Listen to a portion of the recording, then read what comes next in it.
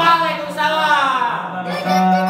Waalaikumsalam warahmatullahi wabarakatuh. Alhamdulillah. Alhamdulillahilladzi an'ama 'alaina bi anwa'in ni'am wa lataifil ihsan. Tafaddalna 'ala sa'iril khalqi bi ta'limil ilmi wal bayan. Wassalatu 'ala sayyidina Muhammadin al-mab'usi bi khairil milal wal adyan. Wa 'ala alihi wa sahbihi bi ma'anil iman wa syumusi awamiril irfan. Amma ba'du. Bismillahirrahmanirrahim. Bismillahirrahmanirrahim. Ya ayyuhallazina taqullaha haqqa tuqatih wa la tamutunna illa wa antum muslimun. Wa qala ta'ala ya ayyuhallazina amanu taqullaha wa qulu qawlan sadida yuslih lakum a'malakum wa yaghfir lakum dunubakum wa may yuti'illaha wa rasulahu faqad faza fawzan 'azima. Masyaallah. Qala Nabi sallallahu alaihi wasallam salah satu turisu qaswatal qalbi hubbun naumi wa hubbur rohati wa hubbul akli. Apa kok? Artinya kok? Saya hormati sekaligus saya muliakan kepada pimpinan pesantren Minhajul Muta'alimin beserta seluruh keluarga besarnya. Yang mudah-mudahan selalu disehatkan badannya, amin. Yang mudah-mudahan senantiasa dipanjangkan umurnya, amin. Yang mudah-mudahan selalu dibarokahkan rezekinya, amin. Serta mudah-mudahan selalu dalam lindungan dan ridha Allah Subhanahu wa taala. Amin amin amin ya rabbal alamin. Disantai om kor. Juga yang saya hormati kepada para hadirin sekalian, khususnya kepada para mamang santri yang baik hati dan suka bangun pagi. Woi, iya. Pulang selalu ditaati. Mudah-mudahan pulang dari tempat ini menjadi Pak Kiai. Amin. Juga yang saya hormati kepada para mamang santri yang sering bikin sakit hati dan suka ngopi, Gak suka coli. ngopi tidur pagi.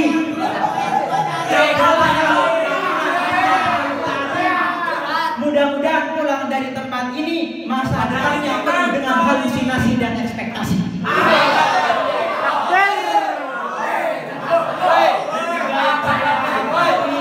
Kepada Kang Mayor selaku sesepuh santri yang hobi mandi junub di pagi hari, disebabkan karena visi di malam hari, karena suka melihat kates Yoro dan kates Nyadi yang sedang melakukan hubungan wasi, akan mudah-mudahan pula secepatnya mendapatkan istri. Segera angkat kaki dari tempat ini supaya diri kita tersangka. Amin. Dan juga kepada Kang Upad yang saya cintai.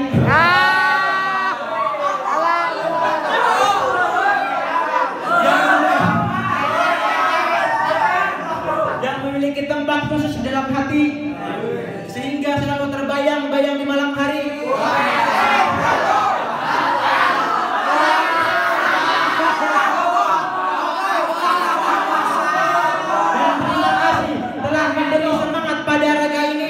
Pada setiap senyuman pagi, kita doakan mudah-mudahan dia secepatnya mendapatkan petunjuk ilahi. Amin. Supaya pulang dari tempat ini jangan sampai menjadi seorang kuli. Amin. Juga yang saya hormati sekaligus yang saya muliakan kepada Ustadz Uri dan Ustadz Henry yang setiap hari selalu bangun pagi dan Ustadz Uri selalu ngaji hingga otaknya menjadi suci. Akan tetapi kalau makan nangisnya selalu penderi.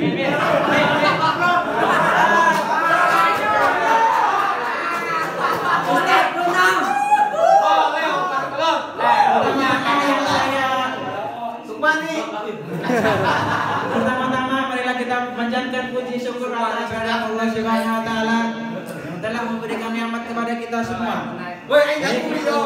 nikmat dohiriyah maupun nikmat batiniyah. Amin. Selanjutnya Salat serta salam kita curahkan kepada Abdul Khalqi di sana wal ard, yakni yang tak lain baginda kita Nabi Muhammad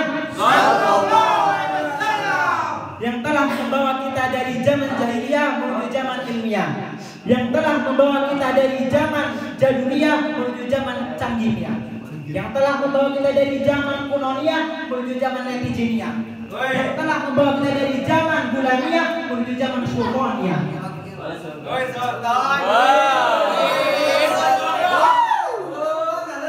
Hadirin rahimakumullah.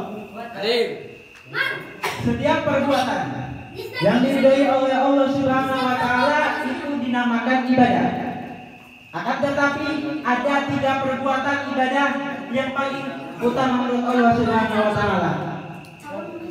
Bagaimana sabda Rasul mengatakan, afdhalul a'mali ala dhafil addi salasatun. Talabul ilmi wal jihadu wal kasabu minal halal. Amal perbuatan yang paling utama di muka bumi ini yaitu ada 3. Yang pertama menuntut ilmu, yang kedua berjihad, dan yang ketiga berkasab dengan yang halal. Hadis di atas sudah sangatlah jelas menerangkan bahwa menuntut ilmu itu adalah perbuatan yang paling utama di muka bumi ini. Betul? Mengapa menuntut ilmu itu diutamakan? Karena setiap ibadah tanpa didasari dengan adanya ilmu itu sudah pasti akan ditolak dan tidak akan diterima oleh Allah Subhanahu wa taala. Bagaimana dalam kitab Matan juga dijelaskan, wa kullu man bi ghairi ilmin ya'malu a'malu mardudatun la tuqbalu. Barang siapa yang melakukan ibadah, baik itu ibadah mahdoh ataupun ghairi mahdoh, bi ghairi ilmin, tanpa didasari dengan adanya ilmu, mardudatun, semua amal ibadahnya akan ditolak dan tidak akan diterima oleh Allah Subhanahu wa taala. Takbir.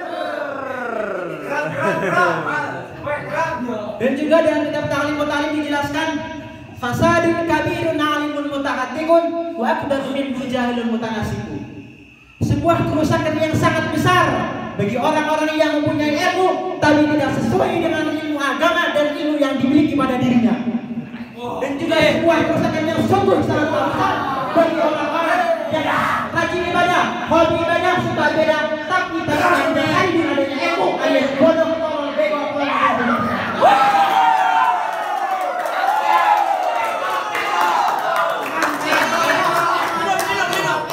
oleh karena itu, ayo, marilah kita sungguh-sungguh dalam menuntut ilmu ini. Mumpung kita masih diberi nikmat sehat badan, mumpung kita masih diberi nikmat panjang umur oleh Allah Subhanahu wa taala. Bisa banget kira-kira. Hebat banget. Marilah kita niatkan dalam menuntut ilmu ini sebagaimana telah dianjurkan dalam kitab Ta'lim wa Ta'lim, wa yanbaghi ayyan lil muta'allim wa talabul ilmi ila Allah taala wa darul akhirah wa ijadal jahli an nafsi wa an sa'il juhal wa ihya'an bil wa ibwal islam wa syukru ala ni'matil akli wa sihatil badan. Kita niatkan dalam menuntut ilmu ini untuk mencari ridha Allah dan surga Allah. Kita niatkan dalam menuntut ilmu ini untuk menghilangkan kebodohan yang ada pada diri kita dan kebodohan yang ada pada orang-orang di sekeliling kita. Lalu selanjutnya kita niatkan dalam menuntut ilmu ini untuk menjaga agama Islam yang ada di tanah air ini agar tetap hidup utuh dan berdiri tanpa bisa terseret oleh era globalisasi yang terjadi saat ini, yang tak lain disebabkan oleh para kaum Yahudi dan Nasrani. Akibatnya, jika kita tidak bisa antisipasi diri, maka sudah pasti kita akan diperlakukan secara tidak manusiawi. Betul?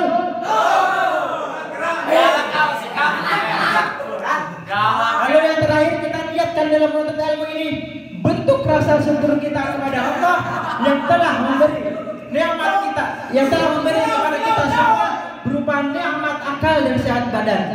Karena logikanya, jika seseorang tidak diberikan nikmat akal dan sehat badan, sangatlah mustahil orang tersebut bisa menuntut ilmu dan mendapatkan ilmu. Dalam kata lain, orang tersebut akan menjadi orang yang bodoh dan termasuk makhluk hidup yang paling hina yang ada di muka bumi ini. Masya Allah. Allahu Akbar. Terus bang.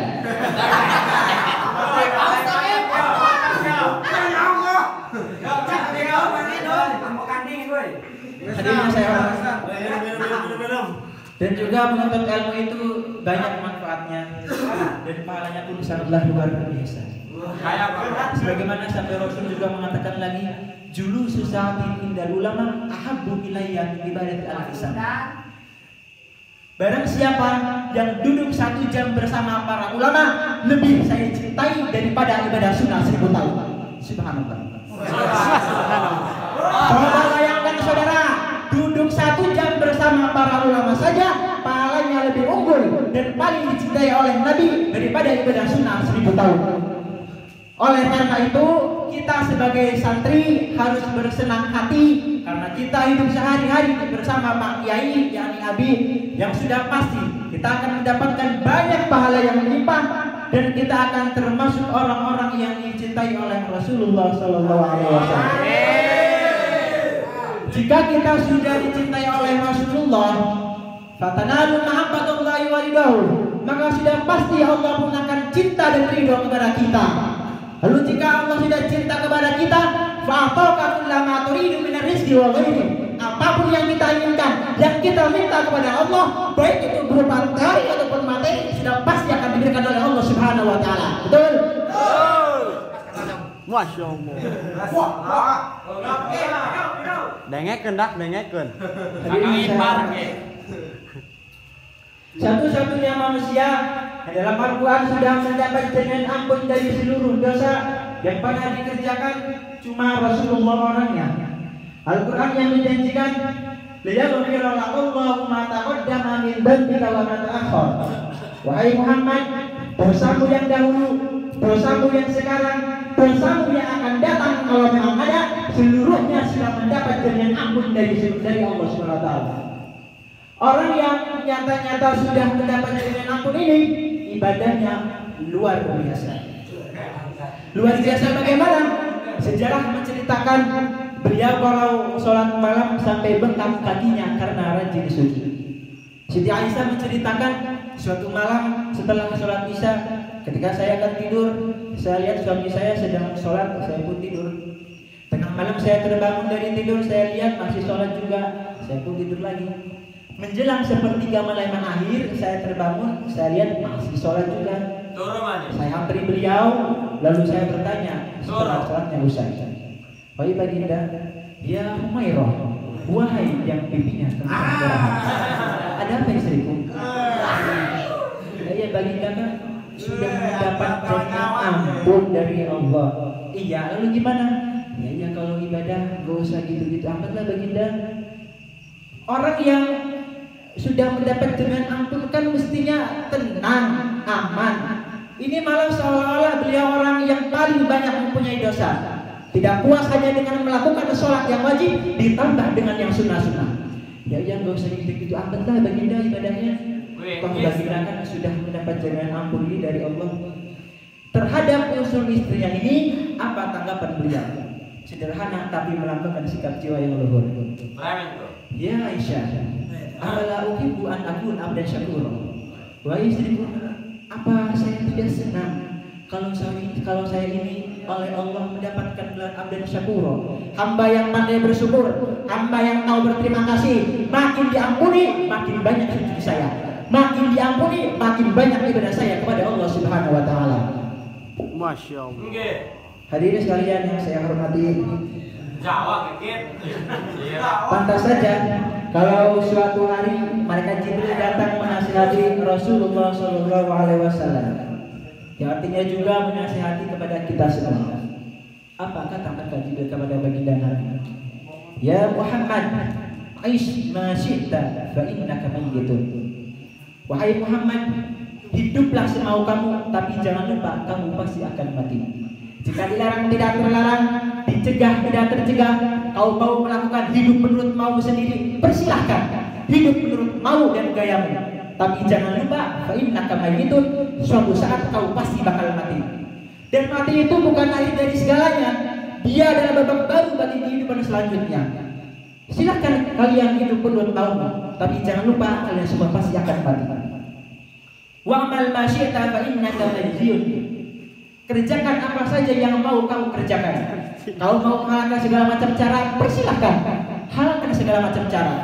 Tapi jangan lupa, fa'innaka majziyun bih, kau pasti akan mendapatkan balasan dari seluruh amal perbuatanmu itu. Wa mimma syi'ta fa'innaka mufariqu. Dan cintailah apa saja yang mau kau cintai. Kau cintai anak istrimu, silahkan. Kau cintai harta bendamu, tafadhol. Kau mencintai tanah air, silahkan. Kau mencintai pangkat dan jabatanmu pun silahkan.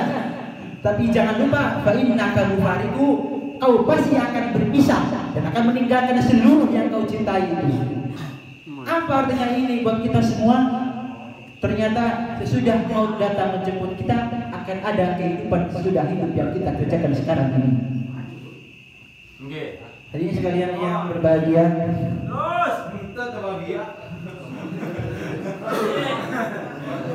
Allah memberikan peringatan.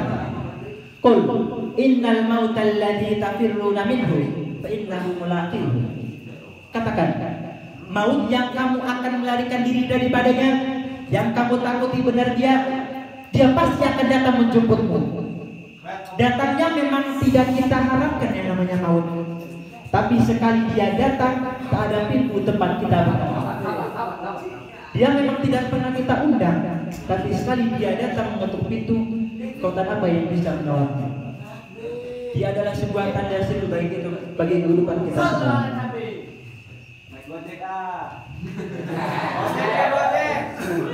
Lalu apa yang menyebabkan orang takut mati? Yang pertama boleh jadi karena dia tidak tahu bagaimana kehidupan sudah mati, alam kubur gelap, alam akhirat gelap, sehingga dia bingung, lantaran bingung lalu jadi takut. Yang kedua boleh jadi oleh bayangan-bayangan dosa yang pernah dikerjakan di dunia ini. Kerjanya cuma menumpuk dosa, dia bahagia tertawa gembira di atas tumpukan-tumpukan dosanya. Sehingga boleh jadi maut adalah sesuatu yang ditakutkannya benar dalam kehidupan.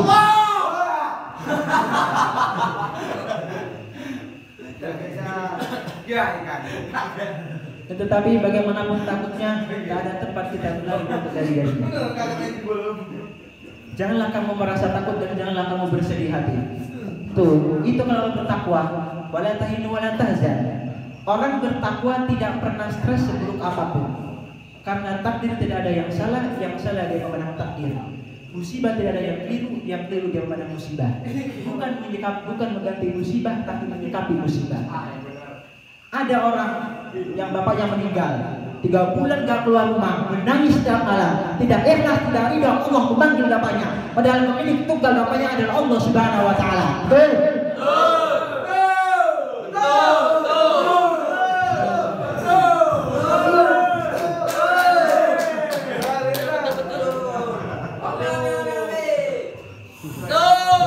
Jadi orang bertakwa, diberi rezeki dia bersyukur, dicaci tidak marah, dipuji bersungguh. Aku banget. Hai. Hai. Di sini ada bertakwa ada. Ada. Buah keh, game. Dan dalam ta'lim dijelaskan, wala yasimu zuhdu wat taqwa, wa inna ma syaraful ilmi likauni wasiatan ila taqwa. Bukan termasuk orang yang bertakwa jika pada diri orang tersebut masih terdapat kebodohan, dalam kata lain tidak mempunyai ilmu. Karena sesungguhnya dengan kemuliaan ilmu itulah sebagai perantara kita untuk menjadi orang yang bertakwa kepada Allah Subhanahu Wa Taala. Lagi-lagi dalam hal ini sebuah ilmu selalu diunggulkan dan sebuah kebodohan akan selalu direndahkan dan dihinakan. Betul. Bahkan ada salah satu ulama mengatakan sukutul jahali kal jidar wa kalamuhu kalimah. Diamnya orang bodoh itu bagaikan sebuah tembok dan berbicaranya orang bodoh itu layaknya seekor himar. Apa kok? Berarti tembok. Oleh karena itu saya tak bosan-bosan menyarankan dan memberi semangat kepada mama santri sekalian untuk bersungguh-sungguh dalam menuntut ilmu ini. Ilmu gitu dituntut.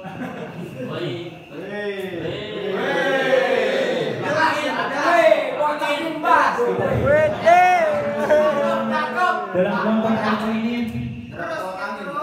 jangan kita sia-siakan waktu ini untuk hal-hal yang berfaedah. Bagaimana dalam kitab pribadi dijelaskan wala tubayyi al-qawta sudan fa innaha agla min al-jawahir samina wa idza mata fala ta'udu abadan.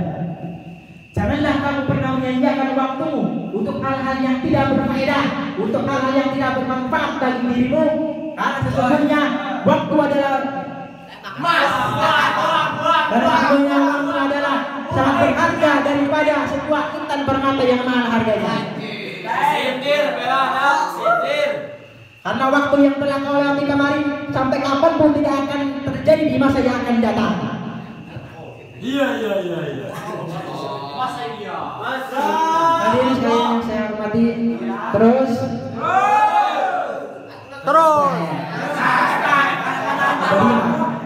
saling menyentuh.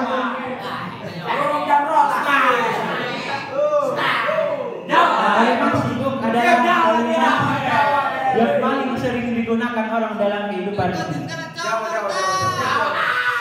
Lebih sering lagi kalimat sibuk selalu dijadikan kambing hitam dalam berbagai persoalan, termasuk dalam kehidupan beragama. Kadang-kadang kita bertanya pada seorang, kenapa tadi pagi tidak ada di pengajian? Jawabannya sibuk alias turu. Kenapa Jumatan tidak enak di masjid? Jawabannya sibuk Corona. Kenapa tadi maghrib tidak enak sholat jamaah di musola? Jawabannya sibuk alias turu. Kalau kita berbicara soal sibuk, siapa sesungguhnya orangnya dalam hidup ini yang tidak sibuk? Makin tinggi status sosial akan makin tinggi pula tensi kehidupan yang kita hadapi. Masalahnya ialah kita yang bisa mengatur kesibukan atau malah kesibukan yang mengatur kita. Kalau kesibukan yang mengatur kita, insya Allah sampai tua sibuk terus alias sebul terus.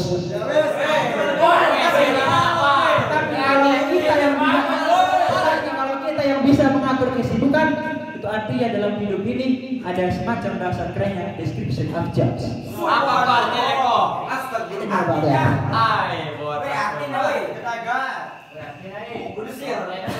Ada seorang pun yang sanggup memberi cahaya pada siapa orang yang sudah digelapkan oleh Allah Subhanahu wa taala. Kita lalai dari sholat kita, tidak bergegas kita sholat, kita lalai dengan janji dengan manusia. Padahal kita sudah berjanji sama Allah, kita ada mau kuta, jadi sholatnya dengan janji kita sama Allah.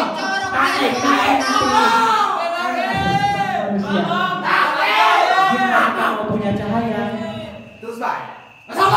Apakah kita termasuk golongan orang-orang yang disebut di sini? Rijalun la tulhihim tijaratun wa la bai'un an dzikrillah wa iqamis sholati wa ita'iz zakati. Kita menasya. Tidak termasuk laki-laki yang mengalahkan perdagangan untuk Allah, mengalahkan kepentingan sedekah daripada kebutuhan kita. Kemudian yang lain sholat lima waktu berjamaah kita yakhafuna yawman tataqallabu fil qulubi wal absar. Dan kita pun tak lagi memiliki hati di muslim. Yakhafuna yawman tataqallabu fil qulubi wal absar. Kita tak lagi memiliki hati yang takut. Kalau mendengar nasihat takut, gemeter, nanti ada pengadilan, ada pembalasan, ada yang nanti ada catatan yang nanti akan dibuka. Kita tak lagi takut mengerjakan dosa. Enak aja kita pakai mata kita, telinga kita, perut kita, kaki kita,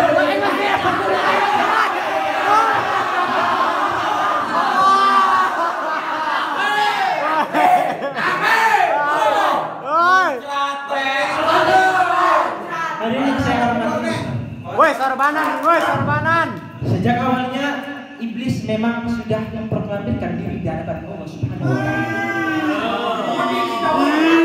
Apa kata iblis? Ya Rabbi wa izzatika la azalu azwi bani Adam ma damat arwahuhum fil ajsad.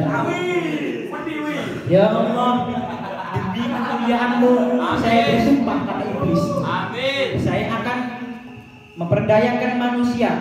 Saya akan menggoda dan menggelincirkan manusia selama ruh mereka masih ada dalam jasad. Jadi selama ruh manusia masih ada dalam jasad, selama itulah iblis akan berusaha menggelincirkan manusia untuk jatuh ke tempat-tempat salah dan ke tempat-tempat dosa. Lalu kemudian Allah memberi jaminan kepada kita semua. Allah membalas proklamasi iblis ini. Wa izzati wa jalali ya mal'un la azalu aghfiru lahum mastaghfaru. Demi kehormatanku, demi kemuliaanku, hei mal'un, hei yang terkutuk, hei iblis, kalaupun engkau selalu memperdayakan manusia, kalaupun engkau selalu memperdayakan manusia, selama ruh mereka masih ada di dalam jasad, aku akan senantiasa memberikan ampun sepanjang mereka memohon ampun kepadaku. Ampun. Jadi penasehat yang saya hormati. Terus.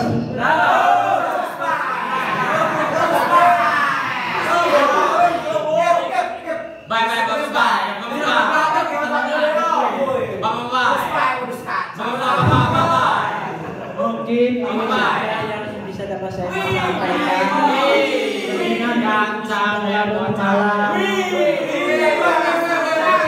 Ada perkataan yang maaf. Tetapi sebelum saya mengakhiri pertemuan, ada sebuah puisi sedikit aja. Mendung mulai menyapa, jangan tanya mengapa ia tiba. Dan ketika hujan turun dengan derasnya, jangan tanya kapan ia reda. Seperti dirimu yang datang tanpa diminta, lalu pergi dengan teganya. Tajid aibun sedal falala, fajalla man la fi aibun wa'ala. Assalamualaikum warahmatullahi wabarakatuh.